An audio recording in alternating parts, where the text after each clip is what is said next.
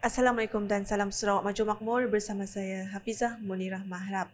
Berita utama, Sarawak komited melengkapkan usaha kerajaan persekutuan dalam pendidikan teknikal dan latihan vokasional TVET.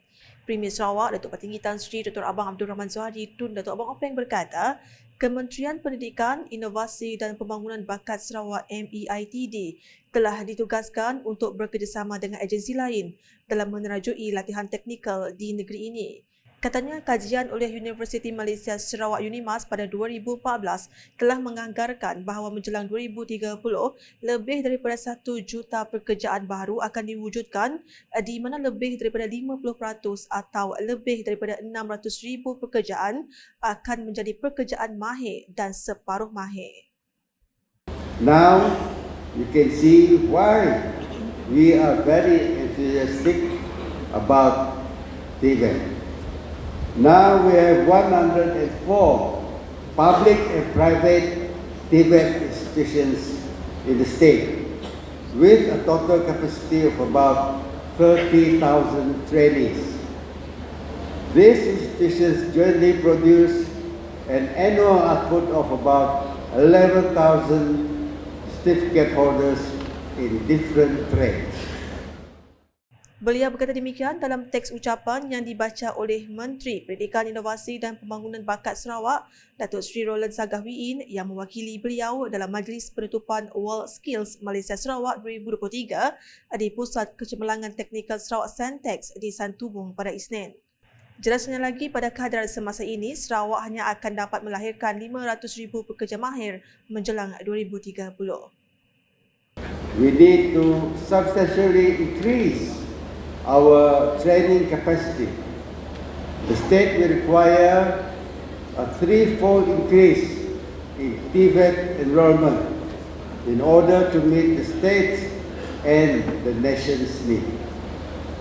Tambahnya, kerajaan Sarawak sedang mewujudkan lebih banyak pusat latihan teknikal serta memperkemaskan kualiti program dan kursus sedia ada untuk memenuhi keperluan industri dalam pelbagai bidang. Mengulas mengenai pertandingan World Skills Malaysia Sarawak WMS 2023 edisi ketiga, beliau yakin bahawa ini akan menjadi platform TVET dalam meningkatkan pekerja berkemahiran tinggi di negeri ini. Turut hadir Timbalan Setiausaha Kerajaan Sarawak Pentadbiran Datu Baklan Bangik, Setiausaha Tetap MEITD Datu Azmi Bujang, Pengerusi Santex Tan Sri Datu Amar Muhammad Mursyidi Abdul Ghani dan Ketua Pengarah Jabatan Pembangunan Kemahiran SPK Zuleyah Darsen. Seterusnya, Jabatan Kebajikan Masyarakat Sarawak JKMS telah menyalurkan perbelanjaan sebanyak RM203,427,950 untuk 55,786 orang penerima bantuan bulanan di seluruh Sarawak dari Januari hingga November 2023. Menteri Pembangunan Wanita, Kanak-kanak dan Kesejahteraan Komuniti Datuk Seri Fatimah Abdullah berkata, bagi daerah dala, JKMS telah menyalurkan RM6,794,900 kepada 1,466 orang penerima bagi tempoh Januari hingga November 2023. Katanya ia merupakan kenaikan sebanyak 15.98% jumlah bantuan yang disalurkan kepada penerima bantuan di daerah dalat berbanding RM5,858,800 bagi tempoh yang sama tahun 2022. Beliau berucap demikian dalam Majlis Sejambak Kasih Christmas 2023 di Kompleks Kebajikan Dalat pada Isnin. Jelasnya, JKMS telah melaksanakan pemberian wang sumbangan dan hamper perayaan kepada penerima bantuan sejak lebih daripada 20 tahun lalu bagi meringankan bebanan kewangan penerima bantuan dalam persediaan menyambut hari perayaan. Menyentuh perkara lain, Ahli Dewan Undangan Negeri Adun Darat itu menjelaskan Kerajaan Sarawak juga amat menitik beratkan penduduk yang ditimpa bencana dan akan sentiasa membantu mereka yang dilanda musibah. Seramai 603 penerima menerima sumbangan hari Christmas pada majlis tersebut, di mana 120 dijemput untuk hadir. Seterusnya, pelbagai projek telah dilaksanakan di Kampung Ampungan di Serian yang telah memberi pelbagai manfaat kepada masyarakat setempat. Menteri Pendidikan, Inovasi dan Pembangunan Bakat merangkap Aduntara Datuk Seri Roland Sagahwiin berkata, beberapa projek program transformasi luar bandar RTP bagi tahun 2023 telah diluluskan di Kampung Ampungan. Antara projek tersebut katanya adalah membaik pulih padang bola sepak Kampung Ampungan berjumlah RM342,000, membaiki jambatan usang ke tanah perkuburan umat Katolik Kampung Ampungan berjumlah RM101,500 serta projek menyiap bangsal pertanian dan nelayan Kampung Ampungan berjumlah RM135,000.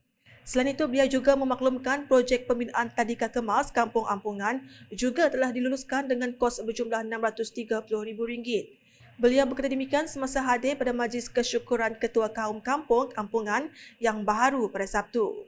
Datuk Seri Roland Sagah turut mengumumkan dua projek di bawah agensi penyelarasan pembangunan kereta Kuching GKCDA yang telah diluluskan di Kampung Ampungan iaitu kerja-kerja menambah baik Kampung Ampungan Waterfront, Riverbank Protection, Beautification and Landscaping, Upgrading of Facilities for Jetties for Fishermen berjumlah RM2 juta dan naik taraf Jalan Kampung Seroban, Kampung Ampungan, Kampung Sebangkoi dengan kos RM5 juta.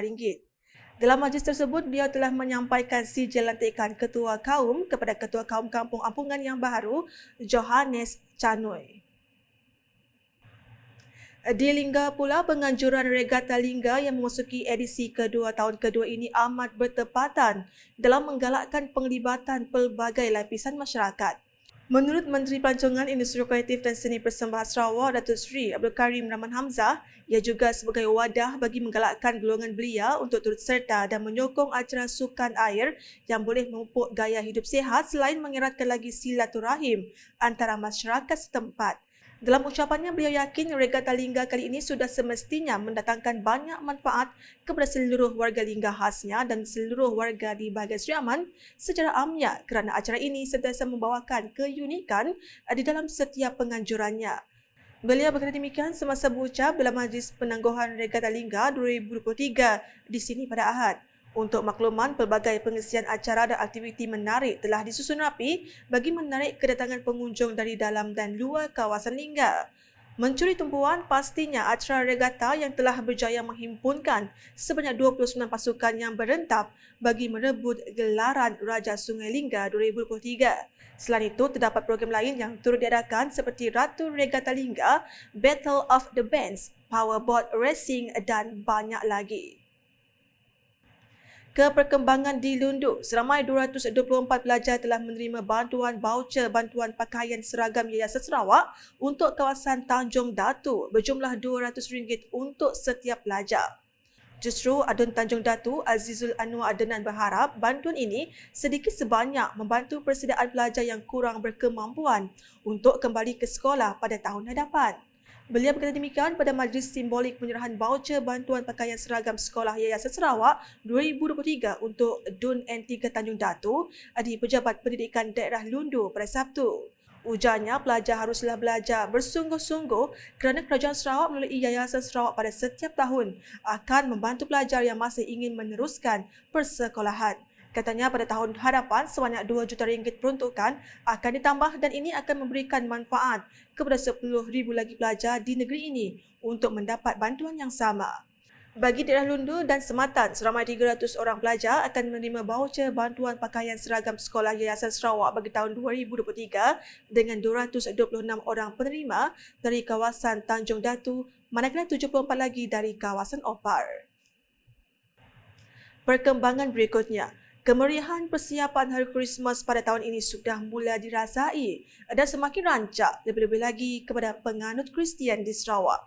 Hasil tinjauan wartawan Unit Komunikasi Awam Sarawak UKAS di beberapa lokasi di sekitar bandaraya ini mendapati rata-rata mereka sibuk membeli barangan keperluan persiapan Hari Krismas seperti kuih muih, pakaian dan kasut baru, hadiah dan hiasan pokok Krismas.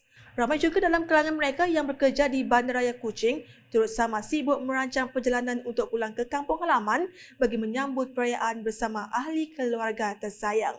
Ikuti temu ramah bersama beberapa orang awam yang sempat ditemui. Antara persiapan saya dalam menyambut Hari Krismas yang akan datang adalah saya dan keluarga sedang sedang membuat kuih muih yang akan disediakan kepada pengunjung yang akan datang ke rumah kami. Dan selain daripada itu, saya dan keluarga turut menyediakan beberapa aktiviti iaitu bertukar hadiah, dan itu merupakan tradisi kami setiap menyambut Hari Christmas. Dan kepada siapa yang menyambut Hari Christmas, saya ingin mengucapkan selamat Hari Christmas dan selamat Tahun Baru. Okay, I think coming from me, after we decorate our Christmas tree, nothing much of a preparation other than going to have a family dinner during Christmas Eve, and then most probably going to visit some friends and then some family, those that ask us to come over to their house during Christmas. Yeah, so that is the only thing that we have been preparing for Christmas. And for those who are celebrating it, I wish you all Merry Christmas. Have a happy and a blessed one, and of course, Happy New Year 2024. Hari Khamis bilik kami nyedia ke diri sepedau 25 hari bulan 12 tu kita ketika jambut hari Christmas. Bakal bukai mega kami bakal Khamis bilik udah start beli kutai bebelah pasar raya, tidak pakai supermarket, shopping mall. Kami kena bersekut lalu ndak berumban. Jadi ke semua utai kena ngintu hari Christmas tu lah. Jadi bakal terbuka maka kami sudah start kemas ke yes, balas sudah bilik, sudah lampu, bakal orang buka maka. Jadi ngagai kita sapa bala ke pulai ke menua. Kalau kita berjimat, sama-sama berjimat, baik kena pulai ke menua jauh atau ke menua semak, sama-sama berjimat dalam jalan alun. Nyonya maka aku selamat Hari Christmas bagi kita semua. Sekian edisi Tengah Hari bersama saya, Hafiza Munirah. Berita berlanjut boleh didapati di semua platform media sosial Lukas, termasuk portal lukas.sarawak.gov.my dan Ukas channel di YouTube. Mengakhiri buletin Ukas Tengah Hari dengan sorotan Majlis Penutupan World Skills Malaysia Sarawak 2023 di Pusat Kecemerlangan Teknikal Sarawak Sentex di Kuching pada Isnin. #Saluran Informasi Rakyat, Salam Ukas.